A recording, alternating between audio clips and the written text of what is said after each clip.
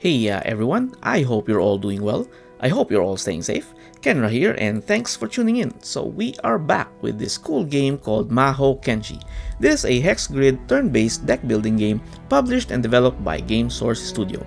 At the time of this recording, it is not out yet, not even on early access, but they did make a demo available for anyone to check the game out.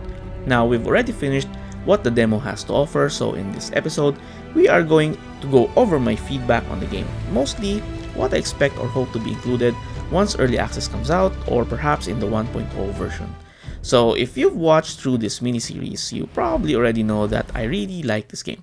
The visuals or art style and the music are excellent, the lore or theme it based itself from is right up my alley, and the twist they added to the deck building mechanic has good synergy and doesn't convolute things.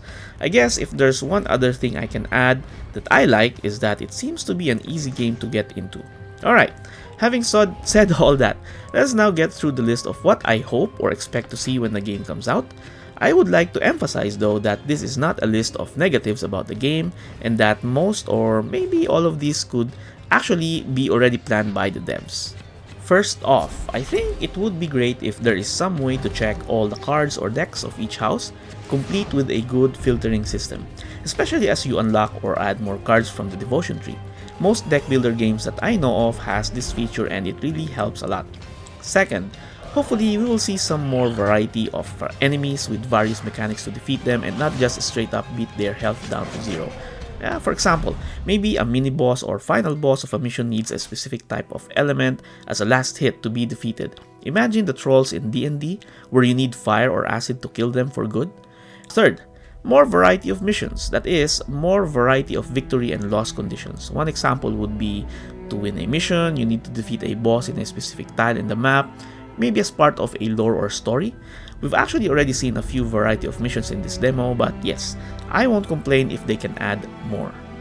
Number 4. More variety on terrain. A couple examples I have in mind are a swamp terrain that can put some type of debuff on Mahokenshi's only, or a lava terrain that damages the HP of Mahokenshi's only, etc, etc.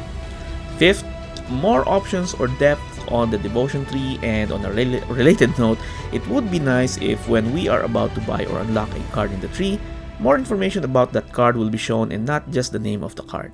Sixth on the list, obviously there will be more variety of cards, but I also hope that with more cards there will also be some really cool combos that we can try to pull off. And perhaps once you pull off some of these nasty combos, maybe there would be a unique and very cool animation that the Mahokenshi will execute. Seventh, I also expect that each house will have a distinct theme or feel in terms of their respective decks or cards, and I think that this is actually mentioned in the intro where they describe each of the houses. Eighth, it would be great if we have the option to see a top-down version or a more zoomed-out version of the mission map. Ninth in the list is improvement in the sound or music volume.